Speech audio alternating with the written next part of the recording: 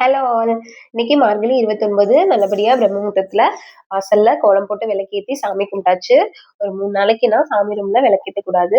அதனால வாசல்ல மட்டும் கோலம் போட்டு விளக்கேத்தி சாமி கும்பிட்டுக்கிட்டேன். இன்னும் 2 நாள் தானே எனக்கு விடுறதுக்கு மனசு இல்ல. இவ்வளோ நாள் பண்ணிட்டோம். இன்னும் 2 நாளும் பண்ணிட்டோம்னா மனசுக்கு ரொம்பவே திருப்தியாவும் இருக்கும்னு சொல்லிட்டு வாசல்ல மட்டும் விளக்கேத்தி சாமி கும்பிட்டாச்சு. காலையில வரைக்கும் பிரேக்ஃபாஸ்ட் பண்றதுக்கு எந்த ஐடியாவுமே இல்ல. சாமி காஃபி மட்டும் தான் குடிப்பாங்க. நம்ம மெதுவா பண்ணிக்கலாம்னு சொல்லிட்டு ரொம்ப டயர்டா இருந்ததுன்னு சொல்லிட்டு விட்டுட்டேன். அப்புறம் சரி ஓகே சிம்பிளா புட்டு பண்ணிடலாம்னு சொல்லிட்டு கொலா புட்டு மாதிரி கிளாஸ்குள்ள எல்லாம் போட்டு ட்ரை பண்ணி சாமிகிட்ட காஃபியும் புட்டும் கொடுத்தா சாமி கிண்ணத்துல போட்டு கொடுன்னு சொல்லிட்டாங்க. கிண்ணத்துல போட்டு கொடுக்கவா கொலா புட்டு மாதிரி கிளாஸ்குள்ள எல்லாம் வச்சு ட்ரை பண்ணேன்னு நினைச்சுக்கிட்டு கிண்ணத்துல போட்டு கொடுத்தேன். சாப்பிட்டுட்டு காஃபி குடிச்சிட்டு ஒர்க்கு கிளம்பிட்டாங்க.